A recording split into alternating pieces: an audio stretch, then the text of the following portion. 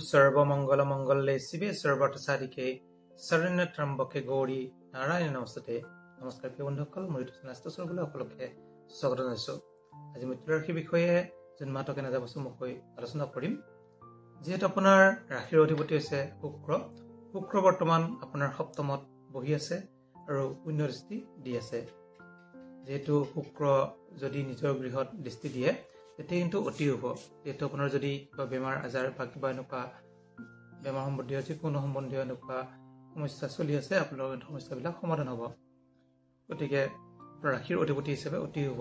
যেহেতু পুণ্য দৃষ্টি আছে, যেতিয়া ৰাশিয়ে নিজৰ অধিপতি নিজৰ ৰাশিটোক দেখা পায় তেতিয়া কিন্তু ভাল ফল প্ৰদান কৰে। টকা পইচাৰ ক্ষেত্ৰত যদি আমি চাওঁ, যিহেতু মংগল কিছু অশুভ হৈ আছে, মংগল আপোনাৰ যদিও কৰ্মস্থানত বহি আছে মংগলে, কিন্তু মংগল বৰ্তমান নিজ হৈ আছে, নিচস্থ। সেইকাৰণে কৰ্মত মংগল বহি আছে যদিও কৰ্ম বহুত শুভ হৈছে, কিন্তু টকা পইচাৰ ক্ষেত্ৰত কিছু অকণমান বাধা বিঘিনি আছে তুলা ৰাশিৰ। গতিকে এই টকা পইচাৰ বাধা বিঘিনিবিলাক জুন মাহৰ 8 তাৰিখৰ পৰা আপোনালোকৰ যিহেতু অতি শুভ হ'ব। জুন মাহৰ 8 তাৰিখৰ পৰা এই ফলবিলাক ভাল ফল পাব। তেতিয়া কিন্তু টকা পইচাৰ ক্ষেত্ৰত ভাল ৰিজাল্ট এটা লাভ কৰিব, আৰু যিবিলাকত টকা পইচা ফাঁচি আছে সেইবিলাকো কিন্তু প্ৰাপ্তি হ'ব, ধন প্ৰাপ্তিৰ যুগ 8 জুনৰ পৰা। গতিকে আপোনাৰ জুনৰ 8 তাৰিখৰ পৰা কিছু টকা পইচাৰ ক্ষেত্ৰত ভাল হ'ব। যে আমি চাওঁ পঢ়াৰ ক্ষেত্ৰত, প্ৰাইমাৰী শিক্ষাৰ ক্ষেত্ৰত অধিপতি হৈছে শনি, আৰু উচ্চ শিক্ষাৰ অধিপতি শনি আছে ষষ্ঠত। গতিকে তৃতীয়, ষষ্ঠ, একাদশ এইবিলাকত যদি গ্ৰহ থাকে তেতিয়া ভাল ফল প্ৰদান কৰে। গতিকে শনিৰ কাৰণে আপোনালোকে পঢ়াৰ ক্ষেত্ৰতো কিন্তু ভাল ফল লাভ কৰিব। প্ৰাইমাৰী শিক্ষাটো ভাল ফল লাভ কৰিব, জন্মাটো গোটেই পঢ়াৰ ক্ষেত্ৰত ভালে যাব। উচ্চ শিক্ষাৰ ক্ষেত্ৰতো আপোনালোকে কাৰিকৰী বিদ্যা বা ITI, IIT এইবিলাকত কিন্তু বেছি ভাল ফল লাভ কৰিব, যিহেতু শনি হৈছে কাৰিকৰী বিদ্যাৰ অধিপতি।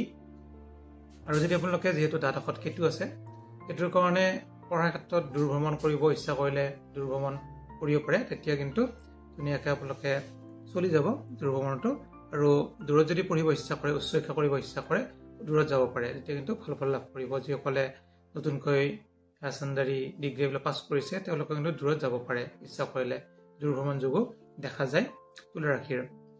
ষষ্ঠত যিহেতু স্বাস্থ্যৰ, মই প্ৰথমতে ক'লোঁ স্বাস্থ্যৰ অধিপতি যিহেতু শুক্ৰ হিচাপে, আৰু স্বাস্থ্যত শনি আৰু ৰাহু বহি আছে।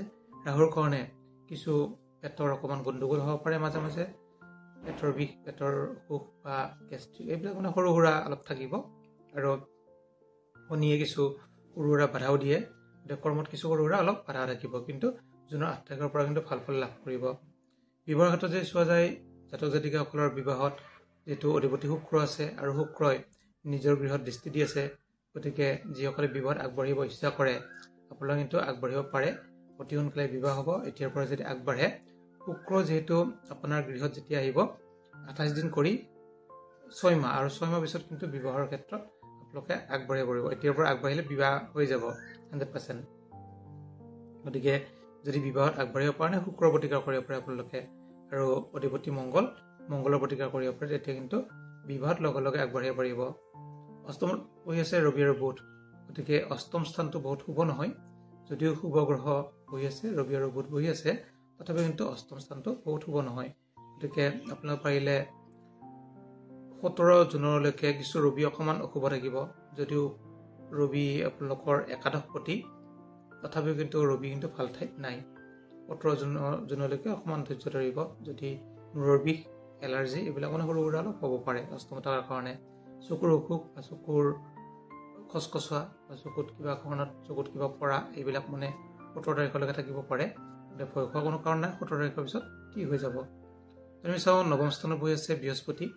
অষ্টমৰ পৰা যিহেতু নৱমত গ'ল, নৱমত যোৱাৰ লগে লগে গোটেই মাহটো আৰু বছৰটো বুলি ক'ব পাৰি, গোটেই ভাগ্যটো আপোনালোকৰ অতি শুভ, বহুত ভাল ভাগ্য আপোনাৰ উদয় হৈছে বৃহস্পতিৰ কাৰণে। যিকোনো কামবিলাকত যদি আপোনালোকে বাধা বিঘিনি পাই আছিল, ভাগ্য কিছু দুৰ্বল হৈ আছিল, গোটেই মাহটো আপোনালোকৰ ভাগ্য বহুতখিনি ভাল হ'ব।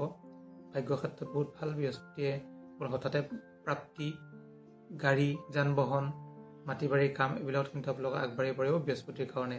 এইটো ভাগ্যৰ ঘৰত বৃহস্পতি বহিছে।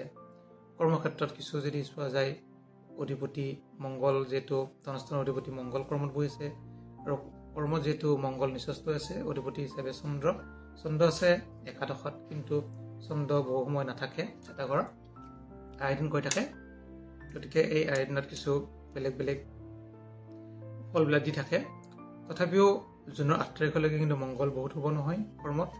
এফালে কৰ্মত যদিও ভাল, কিন্তু মংগলে 8 তাৰিখলৈকে কিছু অকণমান সমস্যা সৃষ্টি কৰিব পাৰে।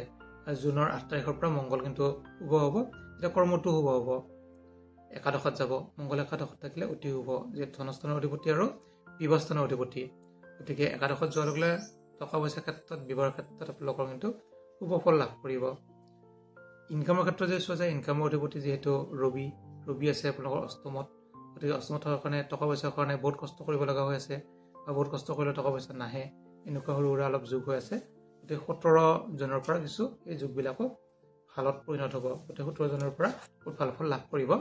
দ্বাদশত আছে কেতু। গতিকে কেতু থাকিলে খৰচৰ গৃহ, যোৱা ব্যয়। গতিকে খৰচৰ গৃহত কেতু থকাৰ কাৰণে আপোনালোকৰ খৰচবিলাক বৃদ্ধি, টকা পইচাৰ ক্ষেত্ৰত কিছু অকণমান অনটন হৈ থাকিব পাৰে।